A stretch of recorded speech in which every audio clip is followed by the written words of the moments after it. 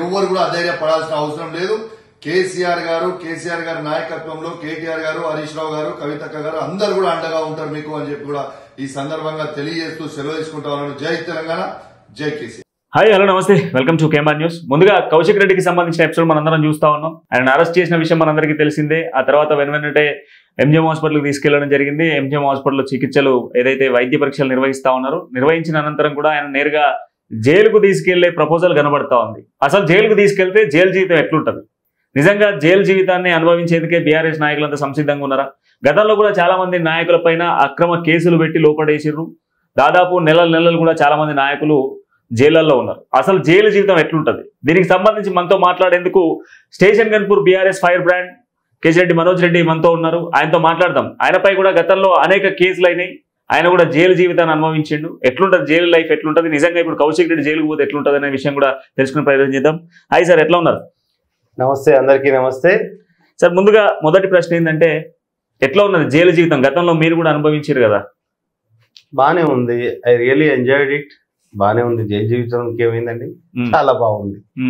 నాకు తెలిసి ఇదే ఫస్ట్ టైం అనుకుంటా మీరే చెప్తున్నారు జైలు జీవితం చాలా అద్భుతంగా ఉన్నదని. చాలా మంది ఏమంటారంటే కష్టాలు ఉంటాయి, ఇబ్బందులు పడతాం, ఇబ్బంది పెడతారు జైలర్స్ అని చెప్పేసి బయట టాకు ఉంటాయి. ఇబ్బందులు అంటే ఇప్పుడు వెనకట్లాగా జైల్స్ లేవు.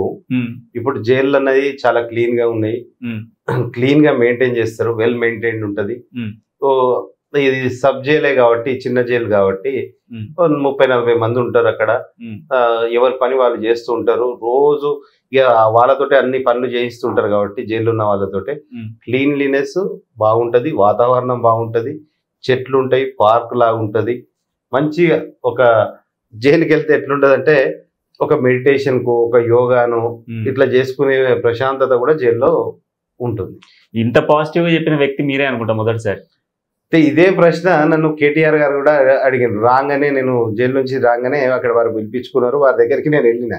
వారి దగ్గరికి నేను వెళ్ళినప్పుడు ఏమన్నారంటే, ఎట్లున్నది రా జైలు ఎట్లున్నది అని వారు క్యాజువల్ గా అడిగారు. నేను క్యాజువల్ గానే బాగుందన్న, చాలా బాగుందన్న అని నేను అన్నా. అరే జైలు బాగుందని చెప్పే మొదటి వ్యక్తి రా నువ్వు, జైలు బాగుంటుందిరా అని చెప్పి అన్నాడు. అని వారు అన్నారు. తర్వాత నేను ఫ్యామిలీతో రమ్మన్నా కదా, ఒక్కరిని ఎందుకు వచ్చినావు రాని అంటే మా వైఫ్ రాలేదని అని చెప్పిన.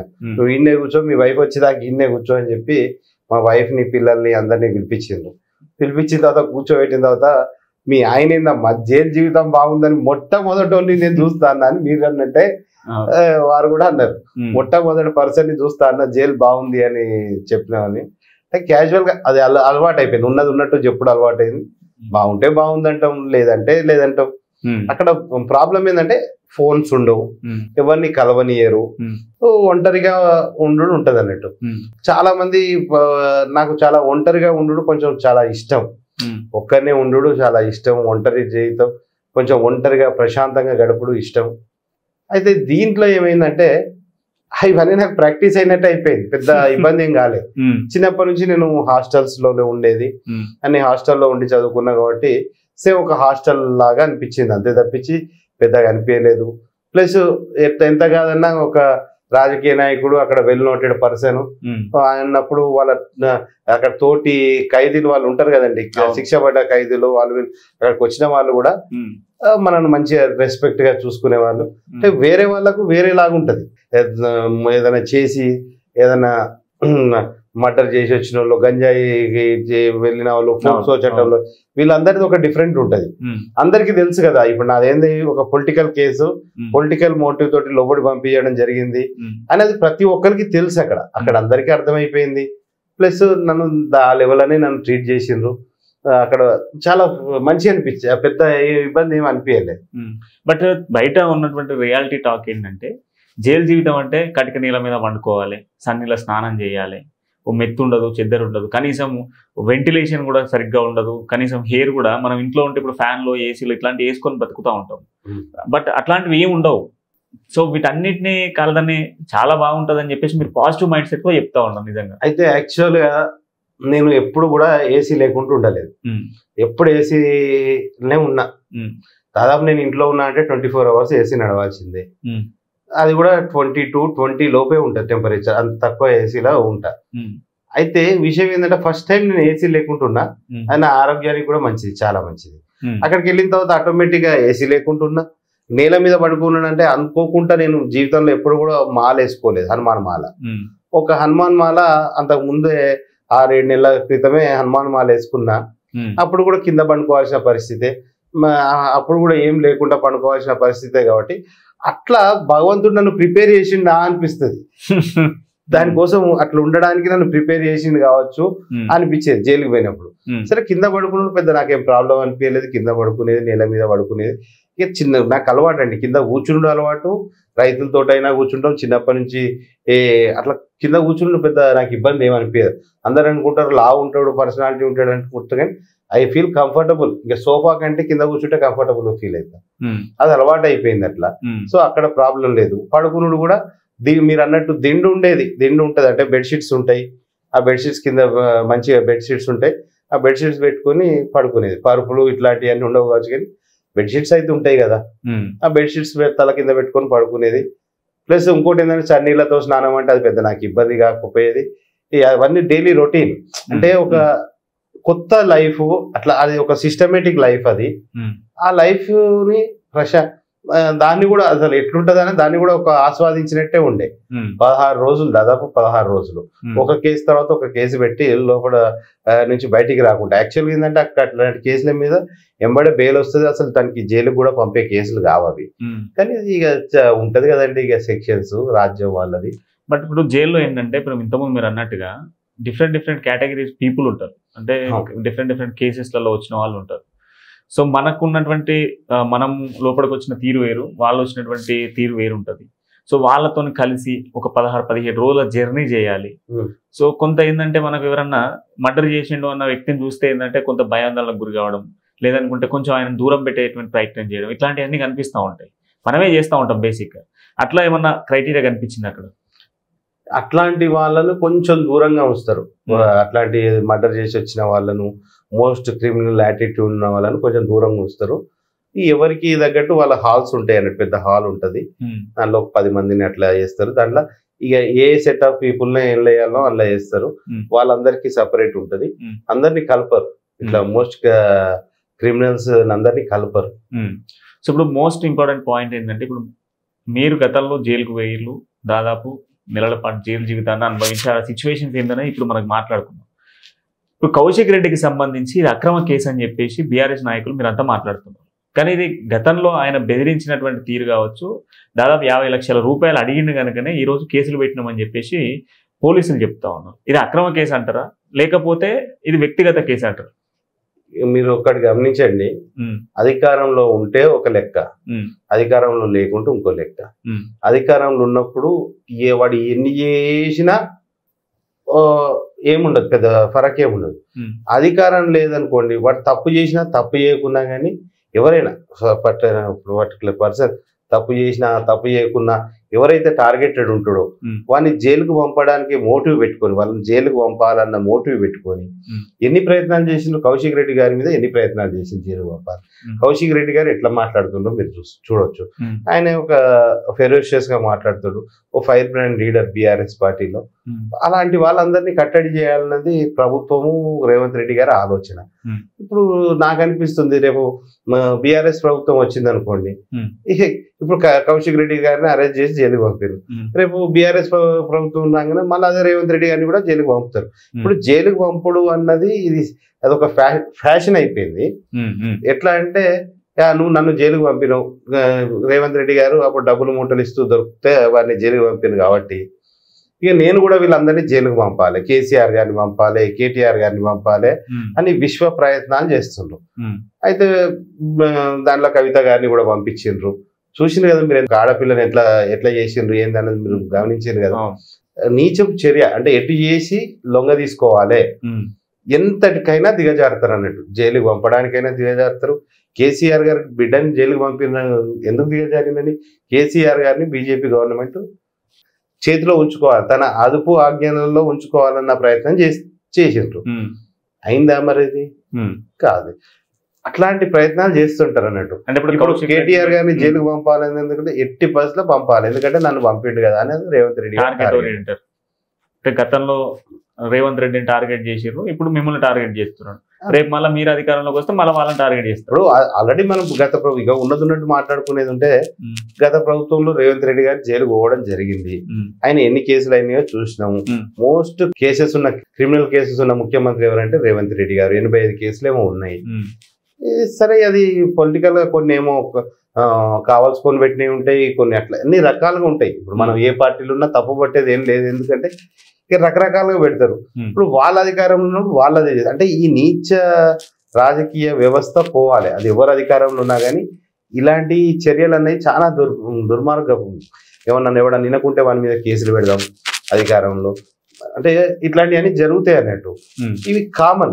ఇప్పుడు కేసు పెట్టి ఆయన లోపలికి వేయకుంటే వింత, కానీ లోపడేసిందంటే నాకు పెద్ద వింత అనిపిస్తలేదు. ఎందుకంటే ఇది ఎప్పుడో జరగాల్సిన పని, ఇది ఎప్పుడో చేయాల్సిన పని, ఇది ఎప్పుడో పంపాల్సిన పని. ఇంకా పంపలేదు. ఇంకా రేవంత్ రెడ్డి ఇంకా లేట్ చేస్తుండు, అందరినీ లోపల ఎప్పుడో వేస్తాడు అనుకున్నాం.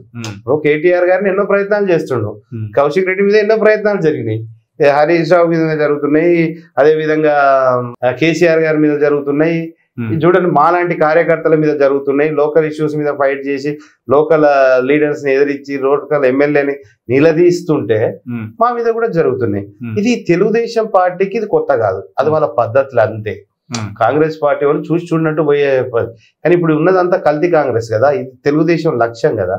అంటే తెలుగుదేశం వాళ్ళ బ్రాండ్, వాళ్ళ రక్తం, వాళ్ళ జీన్స్ ఏంటంటే ఈ గుణాలు ఉన్నాయి. కేసులు పెట్టుడు, జైలు వేయించుడు, ఎన్కౌంటర్లు చేయించుడు, ఇలాంటి నీచపు చరిత్ర పోలీసు వాళ్ళని వాడుకొని చేసే చర్యలు ఇవన్నీ వాళ్ళు చేస్తున్నారు. సో ఏపీలో చంద్రబాబు చేస్తున్నాడు, ఇక్కడ రేవంత్ రెడ్డి చేస్తున్నాడు. అంతే కదా, గురు శిష్యులే కదా, అదే బల్ల చదువుకున్న వాళ్ళు అందరూ చేస్తున్నారు. బట్ ఇక్కడ పాయింట్ ఏంటంటే కౌశిక్ రెడ్డికి సంబంధించిన మాటలు మీరు కూడా ఉన్నారు, దాదాపు ఆ వీడియో కూడా అందరం చూసినాం.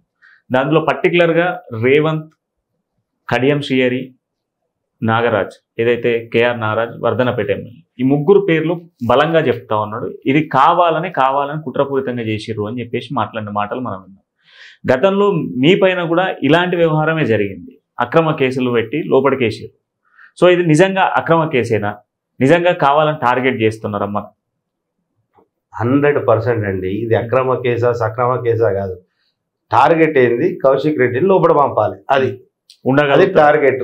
ఎట్టి పరిస్థితులు లోపడేయాలని రేవంత్ రెడ్డి గారు పోలీసు అధికారులకు చెప్పి ఇప్పటికే ఎన్నిసార్లు ఛాన్స్ మిస్ అయిపోయింది, ఈసారి ఎట్టి పరిస్థితులు వేయాలి, అది షూట్ అండ్ ఖచ్చితంగా ఇక వేయాలన్నారు. ఈసారి వేయడానికి ప్రయత్నం చేస్తున్నారు, ఖచ్చితంగా వేస్తారు. ఇవాళ సాటర్డే కాబట్టి నాకు తెలిసి 100% జైలుకు పోవడానికి కూడా. కానీ జైలుకు పోతే బాధ ఏంది, ఈ జైలుకు పోయిన లీడర్స్ అందరూ రేపు బీఆర్ఎస్ పార్టీకి పునాదిరాలు లాంటి వాళ్ళు. రేపు ఈ జైలుకు పోయిన లీడర్స్ అందరూ బీఆర్ఎస్ పార్టీ పునాదిరాలు లాంటి వాళ్ళు. They are ready. Kaushik Reddy గారు అయినా రెడీ, మా కేటీఆర్ గారు అయినా రెడీ, మేమైనా రెడీ అని చెప్పినాం కదా. మేము ఇదివరకు కూడా జైలు పోకముందు కూడా చెప్పినాం, వీళ్ళు ఎన్నో ప్రయత్నాలు చేస్తాను నన్ను లోపడేయాలని చెప్పి ముందు చెప్పిందే కదా. జైల్లో వేయకపోతే వింత వేస్తారని 100% తెలుసు కదా. గట్టిగా మాట్లాడేటోని నోరు ముయించాలి, వీళ్ళని ఎట్లా చేసి కట్టడి చేయాలని చేసిండ్రు. ఇప్పుడు మామూలు లీడర్స్ అనుకోండి, ఇప్పుడు అమ్ముడు పోయే లీడర్స్ ఉన్నారు అనుకోండి, ఏ పార్టీ అధికారంలో ఉంటే ఆ పార్టీలకు పోయే దొంగలకు ఏం కాదండి, ఏ పార్టీ అధికారంలో ఉంటే ఆ పార్టీలకు పోయే లంగలకు ఏం కాదండి. వీళ్ళనందరిని ఏమంటారంటే రాజకీయ వ్యభిచారులు అంటారు. ఈ రాజకీయ వ్యభిచారులకు ఏం కాదు. ఇప్పుడు రేపు వాడు మళ్ళీ మా పార్టీ అధికారంలోకి వస్తే మళ్ళీ మా పార్టీలోకి వచ్చి చూడతాం. ఓకే, ఇలాంటి ఎదవలకు ఏం కాదు తప్పించి మిగతా ఫైట్ చేసి, ఇప్పుడు రేవంత్ రెడ్డి గారు ఉన్నారు, ఈజ్ ఎ ఫైటర్, ఫైట్ చేసిండు కేసీఆర్ గారితో, ప్రభుత్వంతో ఫైట్ చేసిండు. So he suffered a lot. కానీ ఫలితం అన్నది ఎట్లుంటది, లాస్ట్ కు ముఖ్యమంత్రి అయింది. సో ఈ రోజు కూడా అంతే. ఇప్పుడు మేము ఫైట్ చేయడానికి ఇక్కడ బీఆర్ఎస్ పార్టీ కార్యకర్తలైనా నాయకులైనా ఎవ్వరు కూడా ఒక్క నిమిషం కూడా ఆలోచిస్తలేరు. దే విల్ ఫైట్ అంతే. జైలు వేస్తావా ఎయ్యి, ఎన్ని సంవత్సరాలు నువ్వు జైలు వేస్తావో ఎయ్యి, ఎన్నిసార్లు ఎన్ని కేసులు పెడతావు పెట్టు అని మా కేటీఆర్ గారే రెడీగా ఉన్నారు. మా రాజా రెడీగా ఉన్నప్పుడు సైన్యం రెడీగా ఉండదా అండి? అయినా ఇంకొక పాయింట్ ఏంటంటే, సింహం ఎక్కడున్నా సింహమేనండి. మీరు చూస్తారు, సింహాన్ని అడవిలో ఉండాల్సిన సింహాన్ని తీసుకొచ్చి సర్కస్ లో పెడతారు. అది సింహం కాకుండా పిల్ల అయిపోతుందా? దాన్ని పిల్ల అంటారా అండి సింహాన్ని?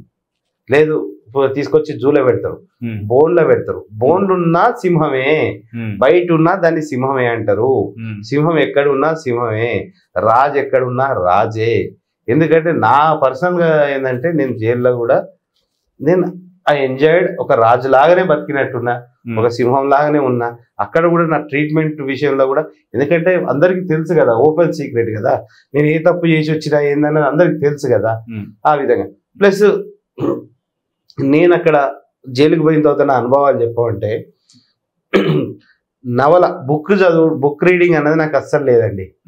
ఒక 2-3 పుస్తకాలు చదివిన జైల్లో ఉన్న రోజు. మంచిగా బుక్ రీడింగ్ అన్నది అలవాటైంది, మెడిటేషన్ అన్నది అలవాటైంది, మంచి చిన్న చిన్న ఎక్సర్సైజ్ యోగా చేసుడు అలవాటైంది.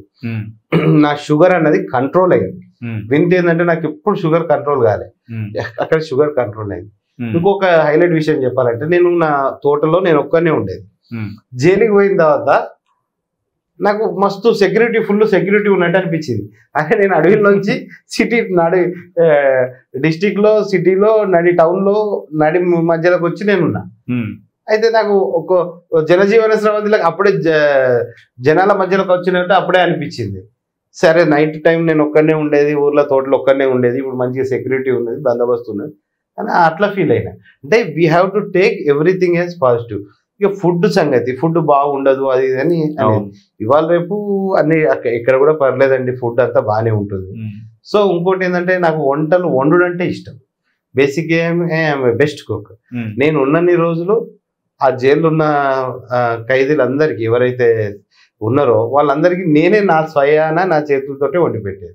ఎందుకంటే నేను ఆ సెక్షన్ తీసుకున్నా, అక్కడ ఉన్న వాళ్ళే ప్రిజనర్సే వండాల్సి వస్తుంది. వండాలంటే దాంట్లో ఎవరికి సగం వండాలంటే రాకపోయేది. నేను అక్కడ కూర్చొని హెడ్ కుక్ తిరిగా అన్ని చెప్పి చేయించి, నేను ఉన్నన్ని రోజులు జైల్లో ఉన్నన్ని రోజులు ఖైదీలైనా, అక్కడ ఉన్న జైలు సిబ్బంది అయినా, స్టాఫ్ అయినా కూడా అందరూ కూడా బాగా తిన్నారు. అంటే బాగా తిన్నారంటే మంచి భోజనం చేశారు. అంటే ఉప్పు ఎంత ఎక్కువ వేయాలో, కారం ఎంత వేయాలో ఒక పద్ధతి ప్రకారం, ఒక మోతాజు ప్రకారం అన్ని తెలిసినోని కాబట్టి అంత బాగా వాళ్ళకు చేయగలిగి అదొక సాటిస్ఫాక్షన్. బతక తెలిసినోడు ఎక్కడైనా బతుకుతాడండి. ఎంతమంది ఉంటారు అంటే యావరేజ్ ఎంతమంది ఉంటారు సబ్జెక్ట్లో? చాలా తక్కువ మంది ఉంటారు, 40 మెంబర్స్ ఉంటారు. దాంట్లో 40 మెంబర్స్ కెపాసిటీ, దాంట్లో 22 మెంబర్స్ 25 మెంబర్స్ ఇట్లా ఉంటారండి. సో కంప్లీట్ గా జైలుకి వెళ్తే మాత్రం కొంత ఇంకొక మీకు హైలైట్ విషయం ఏంటంటే, జైల్లో నో సెల్ ఫోన్, ప్రశాంతత, నో టెన్షన్, నో ఫోన్, ఇంకా బాధలు, రందులు, ఈఎంఐలు కట్టాలి, బ్యాంక్ వాడు ఫోన్ చేసుడు, లేకుంటే అప్పుల్లో ఫోన్ చేసుడు, ఇలాంటి ఏ టెన్షన్ ఉండదు. ఇంకా ఊర్లలో ఉంటే ఈ పంచాయతీను ఆ పంచాయతీను ఒక నాయకులకు ఉంటుంది ఏంటంటే, ఏది ఉన్నా తలలో పంచి వస్తుంది. ఇది 14-15 రోజులు ప్రశాంతంగా ఏ గొడవ లేకుండా, ఏ చిక్కులు లేకుండా మన లైఫ్ను మనం ఎక్స్ప్లోర్ చేసినట్టు అనిపించింది. సో సూపర్గా మొత్తానికి అయితే నిజంగా మనోజ్ రెడ్డి గారు ఈరోజు మీరు చెప్పినటువంటి విషయం కొందరు నాయకులు కానివ్వండి, లేదనుకుంటే కొన్ని ఇట్లాంటి మీగా ఎట్లయితే అక్రమ కేసులు మీ పైన పడితే ఎట్లా పోయిర్రో అట్లా పోయేటువంటి నాయకులకి ఈ వీడియో చూస్తే మాత్రం ఖచ్చితంగా ఒక్కసారి జైలును ఎక్స్పీరియన్స్ చేస్తే, నిజంగా బోన్లో ఉన్న పులి బయటికి వస్తే ఎట్లుంటుందో ఒకసారి జైలుకి వెళ్ళి వస్తే ఆ పులి మరింత రెట్టింపుగా ముందుకు పోతుంది అన్న నిదర్శనాన్ని జైలు లైఫ్ను కూడా మన ముందుకు తీసుకొచ్చి చూపెట్టడం జరిగింది. ఎప్పుడో చిన్నప్పుడు ఆడేది చెస్ ఆడేది, ఖాళీ సమయంలో క్యారమ్ బోర్డ్ ఆడేది, చెస్ ఆడేది, అట్లా ఎంటర్టైన్. టీవీ ఉండేదండి, టీవీ చూసుకుంటూ కూడా ఉండేది. ఏదైనా మూవీస్ అవి చూసుకుంటుండేది. అంటే ఇవన్నీ దూరం అయిపోయినా, గేమ్స్కి అయినా ఇవన్నీ దూరం అయిపోయినాయని అక్కడ మళ్ళీ ఒకసారి అవన్నీ కొంచెం ప్రశాంతంగా మనం ఎవరు డిస్టర్బ్ చేయకుండా మన పని మనం చేసుకునే అలవాటు అయిపోయింది. ఇండోర్తో పాటు అవుట్డోర్ గేమ్స్ ఏమైనా ఉంటాయా? అవుట్డోర్ గేమ్స్ పెద్ద జైళ్ళల్లో ఉంటాయంటండి, చిన్న వాటిల్లో అంత ఏముండదు.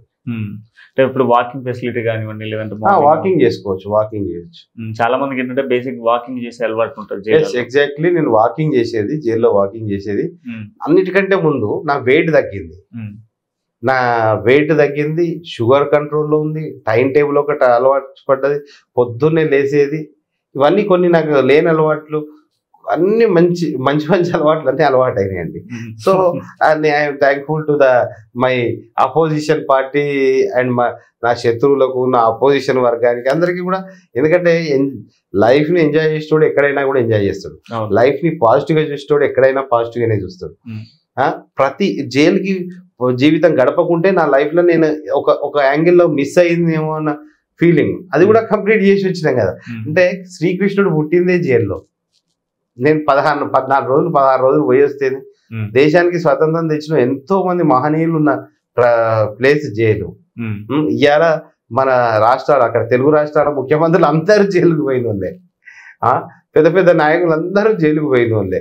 అది ఇంటెన్షనల్లో అన్ఇంటెన్షన్లో అక్రమ కేసులో సక్రమ కేసులో ఏదో ఒకటి అయితే చేసి అయితే పోయిన వాళ్ళే కదా. అంటే పోయిన వాళ్ళు అంటే జైల్లో పెట్టిండ్రు అంటే నేను టఫ్ క్యాండిడేట్ అన్నట్టే కదా, 100% టఫ్ మ్యాన్ అన్నట్టే కదా, అంతే ఎవరికి లొంగుతలేమన్నట్టే కదా, పార్టీలు అడ్డగోరుగా మారట్లేదు అన్నట్టే కదా. సో అది కామన్. ఇప్పుడు నాకు ఒకటి అనిపిస్తుంది అండి, ఇప్పుడు కౌశిక్ రెడ్డి గారిని జైల్లో పెట్టిర్రు, మీ బైచి ఆనంద్ అన్నంతా నన్ను జైల్లో పెట్టిర్రు. సరే నేనంటే వాడేదో పిల్ల బిచ్చ లైట్ అనుకుంటా, బచ్చగా ఏదో చేసిర్రు ఏదో ఏదో పోనీతి అనుకుంటా. మరి కౌశిక్ రెడ్డి గారి మెంటాలిటీ అట్లా కాదే. రేపు మళ్ళా బీఆర్ఎస్ ప్రభుత్వం వచ్చి మళ్ళా కనుక మన రేవంత్ రెడ్డి మళ్ళా కనుక జైలుకు పోయేది ఉంటే ఆ జైలుకి కూడా పోయి కొట్టేసి వచ్చే రకం కౌశిక్ రెడ్డి గారు. మరి జాగ్రత్త రేవంత్ అన్న, మరి ఆయనేమో అంత ఉంటాడు నువ్వేమో ఇంత ఉంటావు, ఇది ఏమవుతుందో ఏందో. అసలే మనోడు రేపు గవర్నమెంట్ వచ్చేది ఉంటే నేను ఏం అట్లా ఉంటాడు, ఆ ఫెరోషియస్ ఉంటాడు కాబట్టి చెప్తుంది. It's comedy. అట్లాంటి మూమెంట్ ఉంటది. నిజంగా ఫైర్ బ్రాండ్. నిజంగా మీరు ఇప్పుడు ఎట్లయితే ప్రశ్నిస్తా ఉన్నారో ఆయన కూడా ఏ చిన్న విషయానికైనా ఈజీగా రియాక్ట్ అవుతాడు, తొందరగా టెంప్ట్ అయ్యేటువంటి వ్యక్తి ఆయన. సో కౌశిక్ రెడ్డి నిజంగా కూడా మరి జైలుకు వెళ్ళి వస్తే రియాక్షన్ ఎట్లుంటది అనేది నిజంగా ఇప్పుడు మీరు ఏం కాదండి, జైలుకు పోయి వచ్చినంత మాత్రాన అయిపోయేది ఏముండదు. కౌశిక్ రెడ్డి గారికి జరిగేది ఏముండదు. ప్రశాంతమైన అక్కడ ఏం పెద్ద నాకు తెలిసి ఒక్క రోజులో బెయిల్ వస్తుంది. అసలు నాకు లోపలికే పోరు ఫస్ట్ ఆఫ్ ఆల్. ఒకవేళ పోయినా కూడా 1 రోజుల్లోనో 2 రోజుల్లో బెయిల్ వస్తుంది. వీళ్ళు ప్రభుత్వం రాకుండా అటు ఇటు ఏదైనా చేస్తే చెయ్యొచ్చు.